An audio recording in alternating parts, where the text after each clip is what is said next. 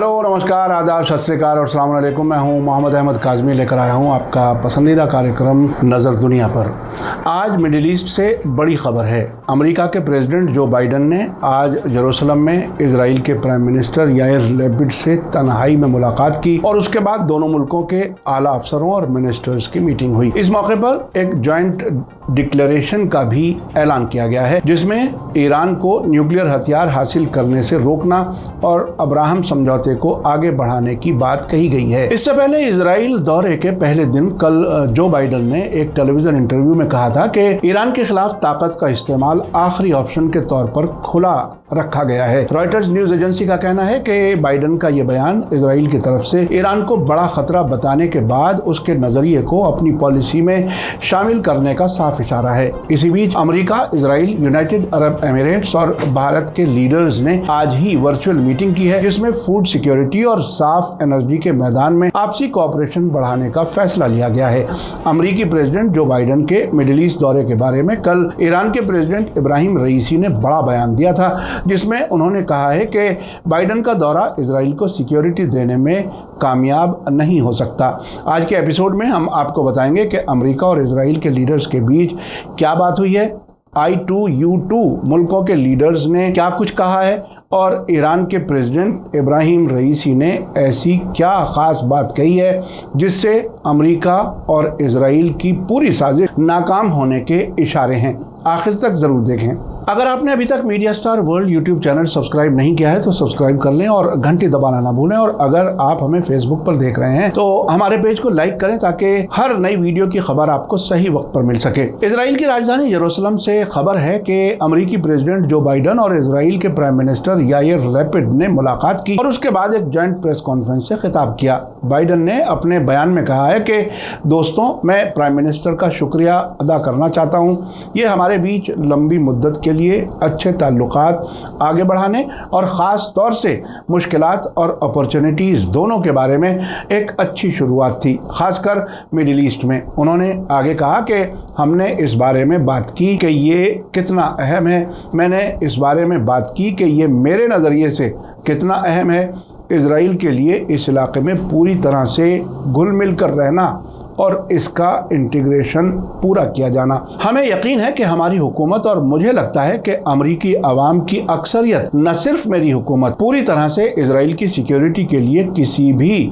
शक के बगैर डिवोटेड है, जिसमें कोई और या और लेकिन नहीं है।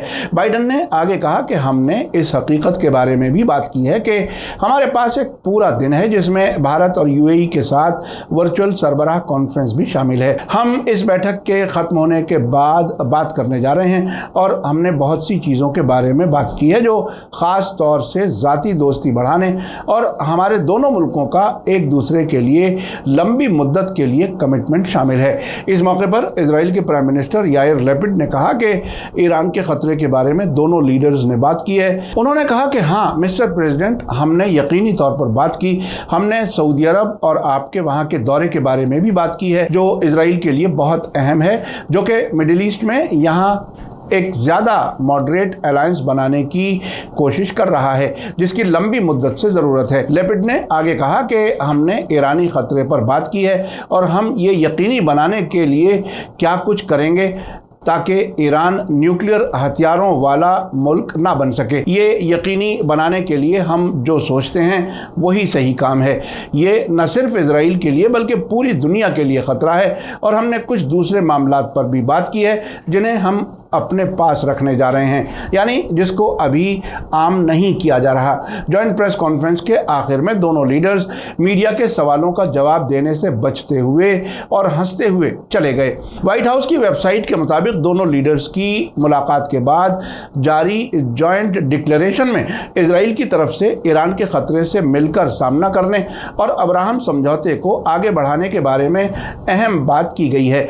जॉइंट डिक्लेरेशन में कहा गया है कि अमेरिका इस बात पर जोर देता है कि वो ईरान को न्यूक्लियर हथियार हासिल करने की कतई इजाज़त नहीं देगा और इसको यकीनी बनाने के लिए अपनी ताकत के सभी पहलुओं का इस्तेमाल करने के लिए तैयार है। अमेरिका आने वाले वक्त में ईरान की हमलावर और इंस्टेबल करने वाली हरकतों का सामना करने के लिए दूसरे पार्टनर्स के साथ मिलकर काम करने के लिए पाबंद है, चाहे वो सीधे या प्रॉक्सी ग्रुप्स जैसे हिजबुल्लाह, हमास और फिलिस्तीनी इस्लामिक जिहाद के जरिए से हो। इस मुश्तरक डिक्लेरेशन में कहा गया है कि इजराइल तारीखी अब्राहम समझौते को गहरा करने और आगे बढ़ाने के लिए अमेरिका की सपोर्ट के लिए शुक्रिया अदा करता है। दोनों मुल्क ये बात कंफर्म करते हैं कि यूनाइटेड अरब एमिरेट्स, बहरीन और मोरक्को के साथ इजराइल के अमन और नॉर्मलाइजेशन समझौते, मिस्र और जॉर्डन के साथ इजराइल की स्ट्रेटेजिक अमन समझौतों में एक इजाफा है, जो पूरे मिडिल ईस्ट इलाके की सिक्योरिटी, खुशहाली और पुरअमन मुस्तकबिल के लिए फ़ायदेमंद और अहम है। दूसरी तरफ ईरान का कहना है कि अमेरिकी प्रेसिडेंट का मिडिल ईस्ट दौरा, जिसके दौरान उन्हें अरब मुल्कों और इजराइल के बीच नॉर्मल ताल्लुकात कराने के एजेंडे के आगे बढ़ाने की उम्मीद है, इजराइल के लिए सिक्योरिटी मुहैया नहीं कर सकेगा। प्रेस टीवी के मुताबिक कल वेडनेसडे को तेहरान में कैबिनेट मीटिंग को खिताब करते हुए इब्राहिम रईसी ने कहा कि अगर इलाके में अमेरिकी जिम्मेदारों के दौरे का मकसद इजराइल की हालत को मजबूत करना और इजराइल और अरब मुल्कों के ताल्लुकात नॉर्मल कराने के प्रोसेस को तेज करना है, तो यह कोशिश जरूर नाकाम होगी। साथ ही उन्होंने ये वार्निंग दी है कि ईरान इलाके के वाकयात पर गहरी नजर रखता है। रईसी ने जोर देकर कहा कि हमने ये उन लोगों को बताया है जिन्होंने बार बार अमेरिकियों की तरफ से हमें मैसेज दिए हैं कि अगर ईरान की इलाकाई इंटेग्रिटी के खिलाफ छोटा सा भी कदम उठा तो उन्हें हमारी तरफ से फैसलाकुन रिएक्शन मिलेगा। प्रेसिडेंट रईसी ने साफ कहा कि ज़बरदस्ती वाली ज़बान ईरान पर काम नहीं करती। उन्होंने ईरान मुखालिफ पाबंदियों को हटाने और न्यूक्लियर समझौते को दोबारा जिंदा करने के लिए जारी बातचीत का भी जिक्र किया। उन्होंने दोहराया कि ईरान अपने सही और तार्किक रुख से पीछे नहीं हटेगा। अमरीकियों को ज़मीनी हकीकतों पर ध्यान देने और ज़्यादा दबाव की नाकाम पॉलिसी को जारी रखने के बजाय फ़ायदेमंद सबक सीखने चाहिए। आज ही इजराइल, भारत, अमेरिका और यूनाइटेड अरब एमिरेट्स के लीडर्स ने खाद्य सुरक्षा और स्वच्छ ऊर्जा यानी फूड सिक्योरिटी और साफ एनर्जी के मैदान में 2 बड़े प्रोजेक्ट्स का ऐलान किया है। जो बाइडन के इजराइल दौरे के मौके पर चारों मुल्कों के लीडर्स के बीच वर्चुअल मीटिंग हुई, जिसमें अमेरिका और इजराइल के लीडर्स के अलावा यूएई के प्रेसिडेंट मोहम्मद बिन जायद और प्राइम मिनिस्टर नरेंद्र मोदी ने शिरकत की। इसका ऐलान चारों लीडर्स के दफ्तरों से किया गया है। यह मीटिंग I2U2 यानी भारत, इजराइल, यूएई और अमेरिका के नए सियासी ग्रुप से सबसे ऊंची सतह की पहली मीटिंग थी। टाइम्स ऑफ इजराइल के मुताबिक इन चारों मुल्कों के लीडर्स की मीटिंग के बाद जारी जॉइंट बयान में कहा गया है कि उनका मकसद हमारे समाजों और जीवंतता और उद्यमशीलता यानी वाइब्रेंसी और एंटरप्रेन्योरशिप के जज्बात का फ़ायदा उठाना होगा, जो हमारी दुनिया के सामने आने वाली कुछ सबसे बड़ी चुनौतियों से निपटने के लिए एक साथ मिलकर इन्वेस्टमेंट और पहल के साथ फूड सिक्योरिटी, सेहत, पानी, एनर्जी, ट्रांसपोर्ट और स्पेस जैसे मैदानों में फोकस करेगा। जॉइंट बयान में कहा गया है कि I2U2 मुल्क अपने प्राइवेट सेक्टर्स का इस्तेमाल कम कार्बन बनाने वाले तरीकों को आगे बढ़ाने, आम लोगों की सेहत में सुधार और टीकों तक पहुंच बढ़ाने के लिए ग्रीन टेक्नोलॉजी को बढ़ावा देने के लिए काम करेंगे। इन मुल्कों ने इस इलाके में इजराइल के ताल्लुकात बढ़ाने को सपोर्ट किया है और अब्राहम समझौते के नॉर्मलाइजेशन समझौतों और I2U2 जैसे मंचों के बनाने को आगे बढ़ाने को सही बताया है। वे नेगेव फोरम जैसे दूसरे नए इलाकाई ग्रुप्स का भी वेलकम करते हैं, जिसमें इजराइल, यूएई, बहरीन, मोरक्को, मिस्र और अमेरिका शामिल हैं। खासतौर से इस जॉइंट बयान में फिलिस्तीनियों का कोई जिक्र नहीं किया गया है। अब से पहले अमेरिका ने इस तरह के दस्तावेजों में 2 स्टेट सॉल्यूशन को आगे बढ़ाने के लिए पाबंदी के साथ शामिल करने के लिए दबाव डाला है, लेकिन बाकी 3 मुल्कों के लीडर्स ने इस मामले को खुलकर बढ़ावा देने में कम दिलचस्पी दिखाई है।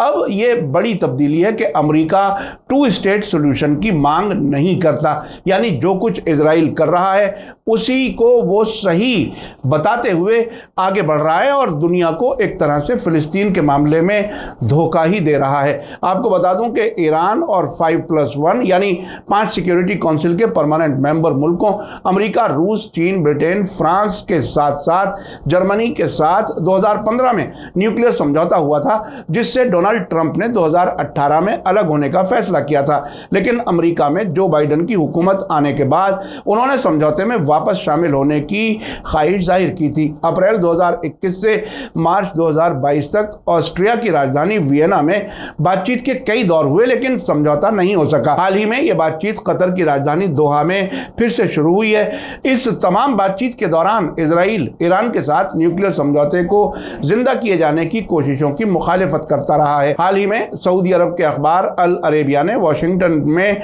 कुछ सोर्सेज के हवाले से बताया था कि जो बाइडन ने अब ईरान के साथ समझौता नहीं करने का फैसला किया है, लेकिन सरकारी तौर पर अमेरिका ने इसका अभी तक ऐलान नहीं किया है। आपने देखा कि मिडिल ईस्ट में किस हद तक बेचैनी है। अमेरिका, इजराइल और कुछ अरब मुल्क हालात को एक तरफ ले जाना चाहते हैं, जबकि ईरान और उसकी नजरियाती साथी ताकतें इजराइल के वजूद को ही गैर कानूनी समझती हैं। अब अमेरिका ने भी फिलिस्तीन का जिक्र करना छोड़ दिया है और अब इजराइल फिलिस्तीन झगड़े को ख़त्म करने के लिए दो मुल्क बनाने के सोल्यूशन पर बात नहीं करता। इस सब के बीच फिलिस्तीनी लगातार नाराज हैं और जो रेजिस्टेंस ग्रुप इजराइल का सामना करने और ईरान के नज़रिए के साथ मिलने की बात करते हैं, उससे इजराइल की मुश्किलात बढ़ती हैं। हाल ही में खुद इजराइल के प्राइम मिनिस्टर यायर लैपिड ने फ्रांस के प्रेसिडेंट इमैनुअल मैक्रों से कहा था कि हिजबुल्लाह ने 1 लाख रॉकेट इजराइल की तरफ निशाना बनाए हुए तैनात किए हुए हैं। मीडिया स्टार वर्ल्ड लगातार नज़र बनाए हुए है। जैसे जैसे हालात होंगे हम आपको अपडेट करते रहेंगे। इसी के साथ मुझे दीजिए इजाज़त। आज का एपिसोड कैसा लगा कमेंट्स में ज़रूर लिखें। थैंक यू, धन्यवाद, शुक्रिया। जय भारत, जय हिंद। मीडिया स्टार वर्ल्ड के और वीडियो देखने के लिए हमारे चैनल को सब्सक्राइब करें और सीधे नोटिफिकेशन पाने के लिए बेल आइकन दबाएं। और अगर हमारी खबर सच्ची और अच्छी लगे तो अपने व्हाट्सएप, इंस्टाग्राम, फेसबुक और ट्विटर अकाउंट पर ज़रूर शेयर करें।